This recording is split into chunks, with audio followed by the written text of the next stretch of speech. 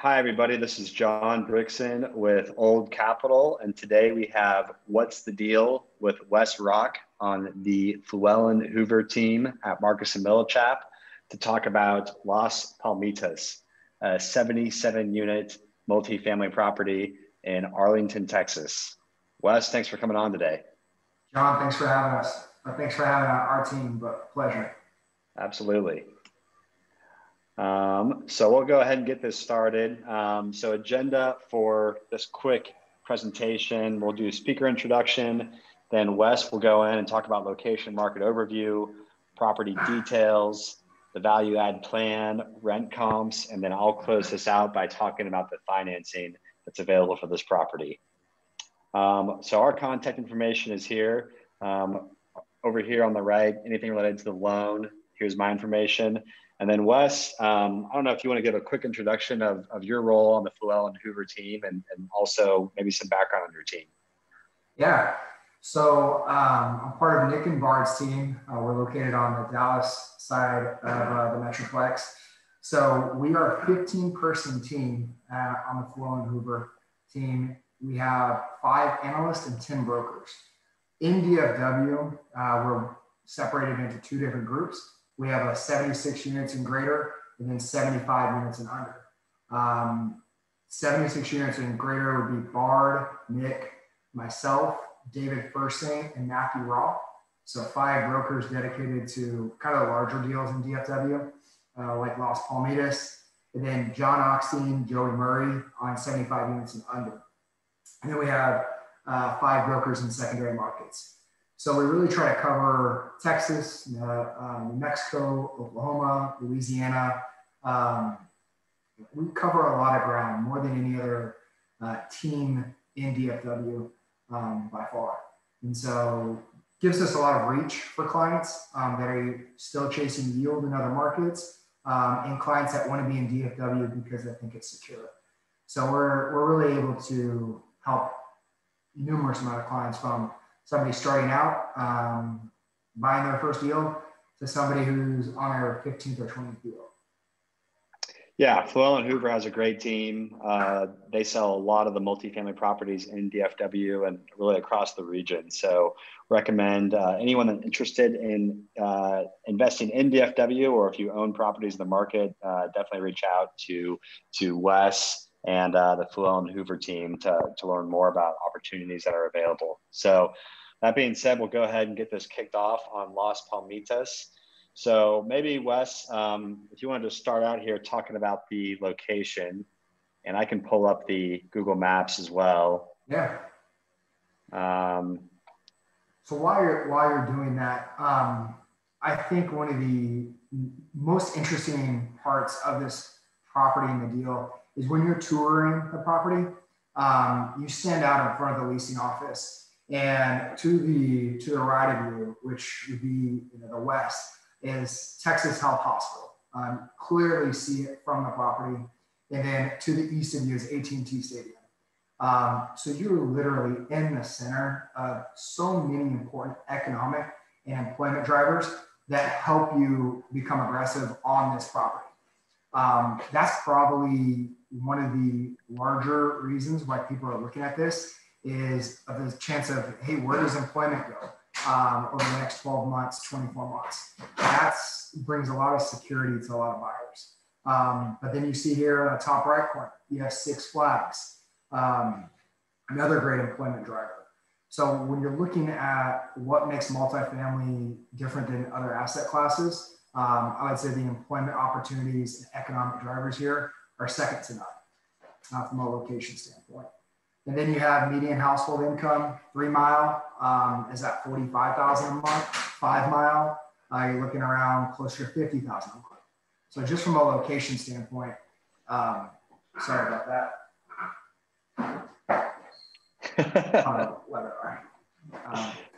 So the benefits of working from home on a Friday afternoon, shared office space. But yeah, from an employment standpoint, that's a employment economic standpoint, it doesn't get much better. Yeah, central location here in DFW, great access to highways. You're just south of I-30. pretty close to 360 and also to the George Bush Turnpike. So, really you can get almost anywhere in DFW within 20 to 30 minutes from this location. So pulling it up further, some additional demand drivers in this market. So you've got, the Cowboys and Rangers Stadium is right by here, Six Flags, University of Texas at Arlington, which is about 40,000 students. I mean, very large, maybe 35,000, large college. So plenty of demand drivers in this immediate area. Yes. And that's kind of one of the other points of this deal is that they're 100% pre-leased. So them finding tenants, it has not been an issue for this owner. And it should not be for the next owner as well. Just because you have so many people migrating to DFW and Arlington gridlock. It's just one of those markets where they're not building any more B and C class properties. Absolutely. So yeah, let's talk a little bit about the property details here. Yeah. So you have 77 units. 48% of the units are one bedrooms. You do have one efficiency that was converted a couple of years ago.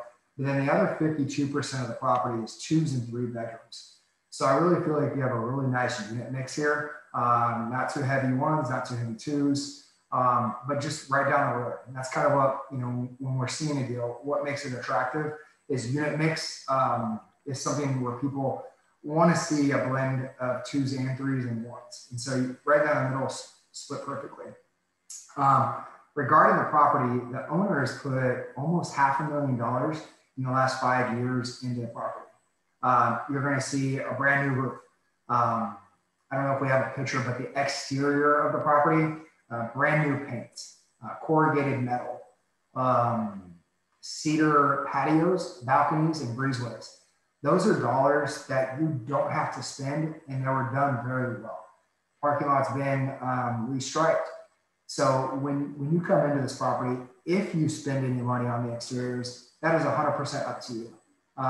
There's nothing that needs to be done day one.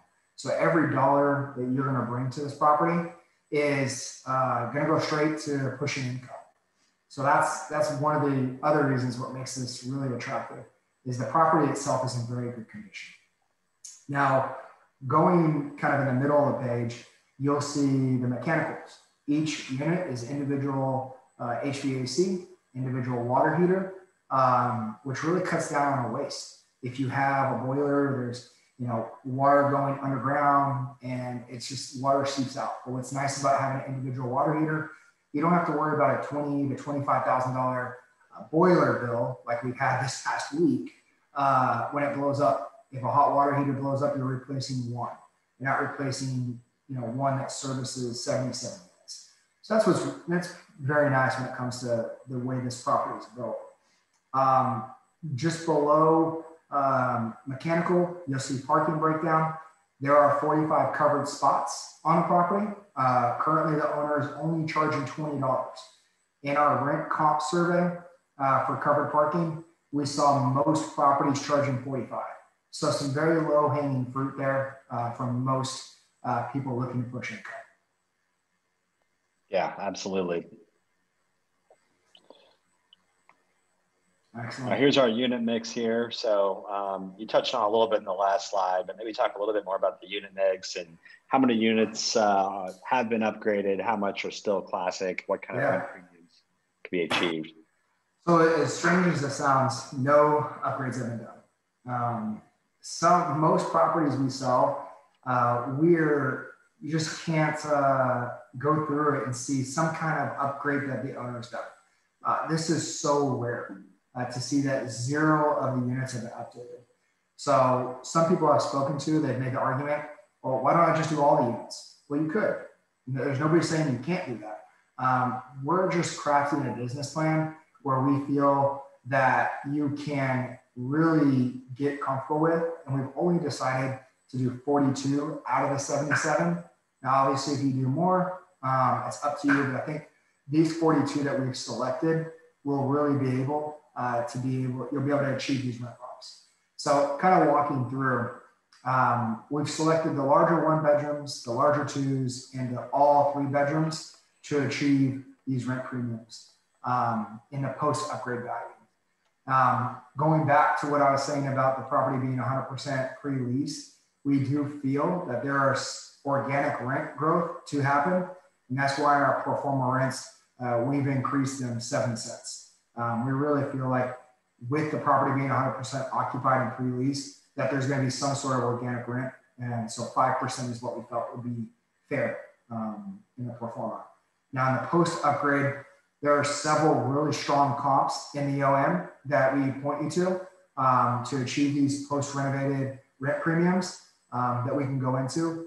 But for the purpose of this, we definitely feel there's potential upside in renovating these units. So we do actually have a rent comp slide, and I'll just skip ahead to that while we're talking about it. But let me talk about the rent comps here. Yeah. So let me go to that page. The top 3 that you're going to want to look at is Bentley Terrace, Mustang Flats. Those 2 are on the same street as the property. The owner over there has done an amazing job with the unit enhancements. If you go back and you look at, go to the page where it said granite, you're going to see kind of the value add plan that we see there. Basically granite, black appliances, updated cabinet fronts. There we go, the property on the right there. That's what we're saying you should bring the property up to in value. The picture is there on the left. That's 100% of the property. White appliances, white cabinet fronts, Formica countertops. That is a very good representation of the property.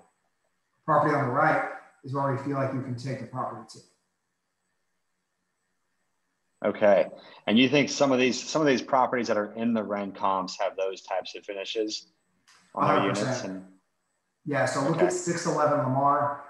That's a great property to look at. The Element is another great property to look at. Those 2 are probably our strongest rents or our strongest comparables on where the property can and should go to, especially with doing the unit enhancement. Okay. All right. So we've talked about the upgrade plan. What other value add plans are here on this property? So it's strange that it sounds like that's a big deal, right?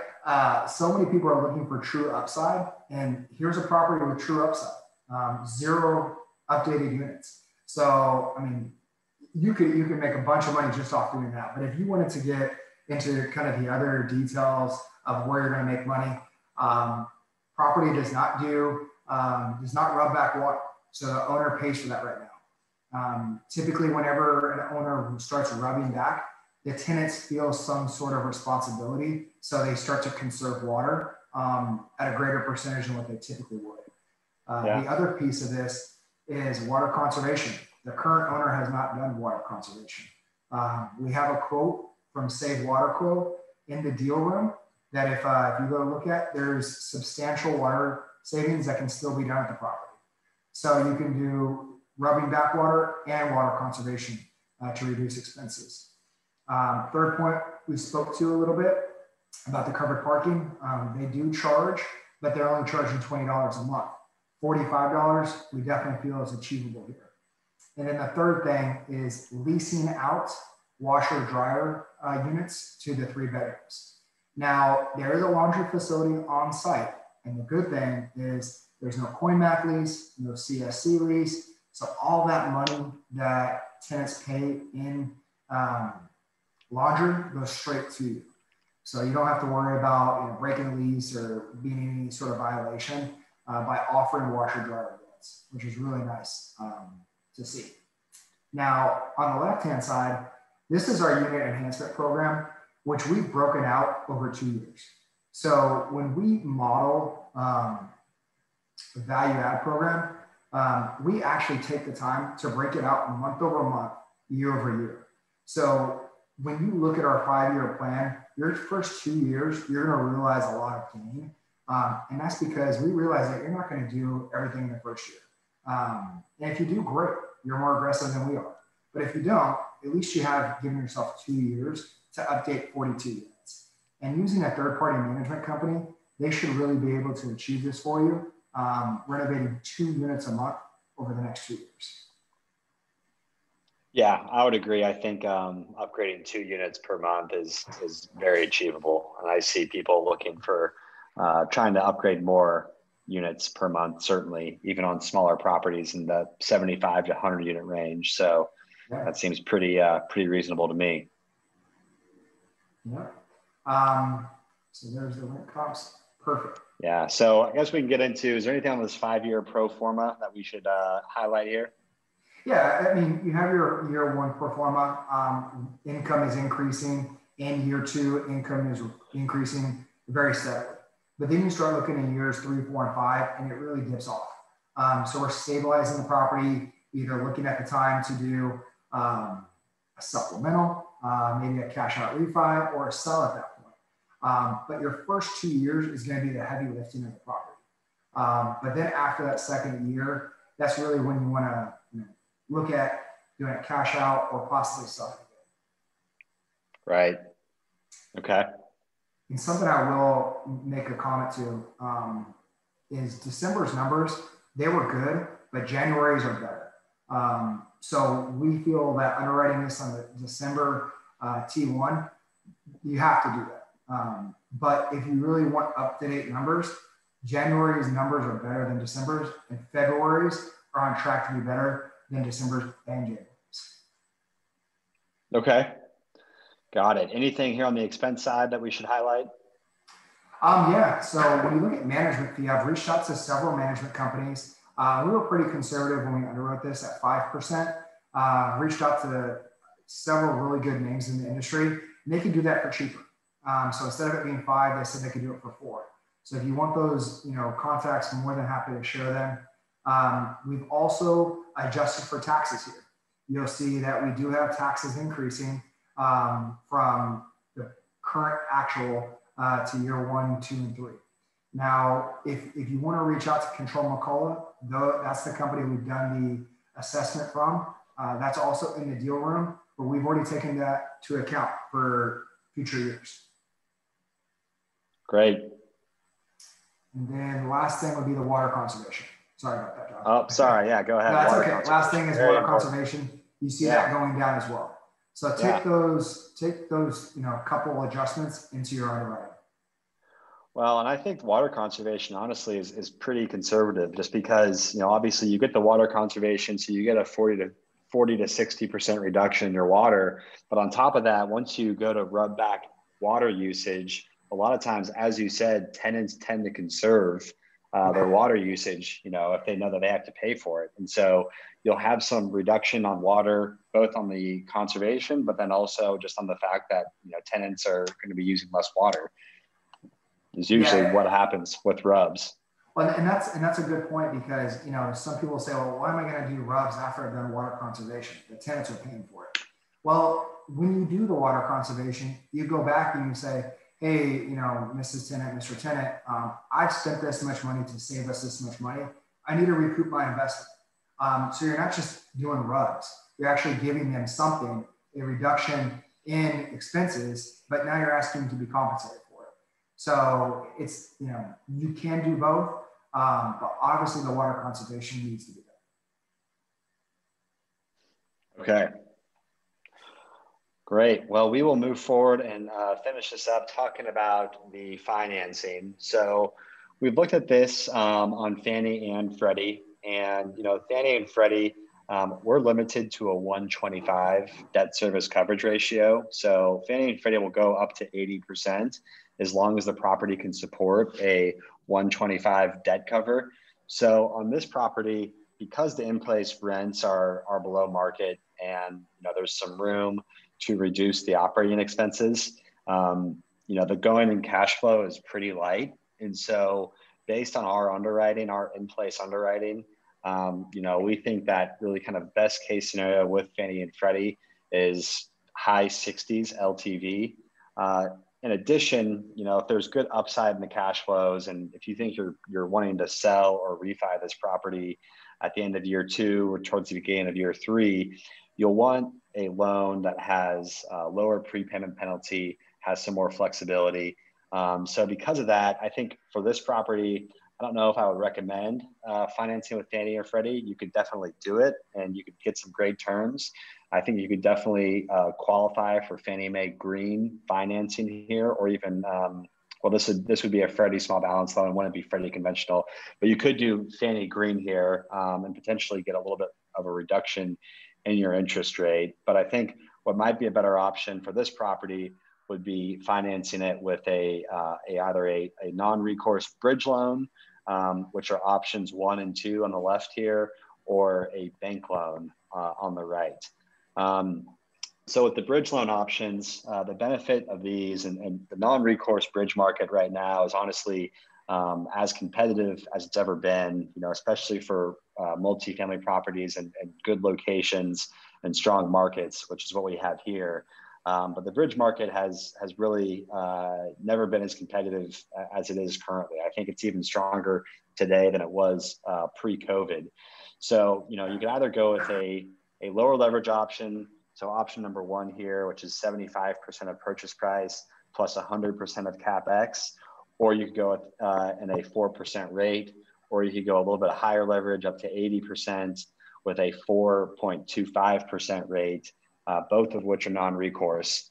The third option would be to do a bank loan, and the bank loan is going to be recourse. So they'll be at 75% of purchase plus 75% of cost and a $7 million loan. But again, it does have recourse, meaning, it will require a personal guarantee that comes with it, and 2 years of interest only. So you look at these 3 options and you think, okay, why would I do a bank loan here? And why wouldn't I just do the bridge loan? And there's actually some benefits to doing bank loans, and a few of those benefits are, for one, the closing costs for bank loans tend to be much lower than the closing costs for bridge loans. For bridge loans, it's probably a $50,000 application fee for any bridge option, and that it's going to cost every bit of $50,000 to close in that loan. With bank loans, it'll be quite a bit lower than that, probably closer to $15,000 to $20,000. The second thing is bank loans, they don't have what's called cash management or a lockbox. And what cash management or lockbox is that's basically the bridge lenders will all have that. And basically what that allows the bridge lender to do is monitor performance on the property. If the property's debt service coverage or NOI declines to a certain level, the bank can then flip a switch and they can sweep all of the cash flow into their account and basically control the cash flow coming off the property. And the other issue with cash management or a lockbox is you have to set up what's called a DACA account. And those DACA accounts can be pretty expensive to maintain on a monthly basis. They can be anywhere from $750 a month on the low end up to $1,500 a month on the high end. And so a lot of borrowers on smaller properties like this, they're okay with doing the bank loan, signing recourse, but having much lower ongoing costs with the DACA, having much lower closing costs. You don't have to buy a LIBOR cap at close, which with bridge loans you do. And they're okay with signing recourse because it's it's not a huge loan. And so bank loans could be a good option. I have a lot more borrowers that are looking at bank options as well. And just touching really quick on the bridge loan underwriting and how we're looking at this. So bridge lenders, Fannie Mae and Freddie Mac, they're going to look at the in-place cash flow and what's in place today. Bridge loan lenders are going to look at the projected cash flow, so where the cash flow can be by year 2 or year 3, after the borrowers implemented their CapEx plan and increase cash flow, increase rents, and increase value. So what bridge lenders really want to see is they'll go up to 80% of purchase price plus 100% of CapEx, but by the time you've implemented your business plan, they want to be at 75% or LTV or below. So for this property by year 3, and based on the Fluell and Hoover team's underwriting, which I think honestly is pretty reasonable and very achievable, by year 3, you're at a 73% LTV That's based on a 5.5% cap rate, which I also think is very conservative. I'm seeing appraisers use a 5.25% cap rate on a lot of these bridge loans for properties in DFW. So there's plenty of margin there. And this is at full leverage. So I mean, this is at 80% of purchase plus 100% of CapEx. Assuming 5,000 per unit on the CapEx. Yeah. I mean, it's so nice to be able to offer a property with new debt that has upside, and you can have flexibility. You're not held to just one philosophy, because I think that's what's really held people back in the last 2 or 3 years is to get caught in a yield maintenance or a defeasance situation, and as much as they want to sell, they can't. So why put yourself in that situation when you don't have to? Yeah, no, absolutely. Well, Wes, thanks for coming on today. My contact information and Wes's contact information is below. And anything else, Wes, to close this out? No, we've done a bunch of deals with Old Capital throughout the years. We just did one very similar to this in Garland, Meadow Creek. So you're with the right team that can get the deal done. Both from our underwriting and from John's underwriting. So if you have any questions, please reach out. We're here to help you out as much as we can. Absolutely. All right. Thanks everyone for tuning in for What's the Deal. And again, feel free to reach out with any questions to Wes or myself on the sale, on the property, or on the financing. Call for offers is when? Yes. So the call for offers is we had to change that because of the snowstorm. We are looking at a call for offers now, first weekend, March 4th. So we're doing tours, depending on when you see this. Today is the 19th of February. So next day for tours is going to be next Wednesday. But we'd love to get you out there and promise the photos look just as good as the property. They're not too nice. They're not over the top. No, brokers never put photos that are over the top in their LMs. They always look just as good when you get there. Well, great. Exactly. All right, everybody. Well, thank you for tuning in, and look forward to talking to everyone about this deal here over the next couple of weeks. Thanks, John.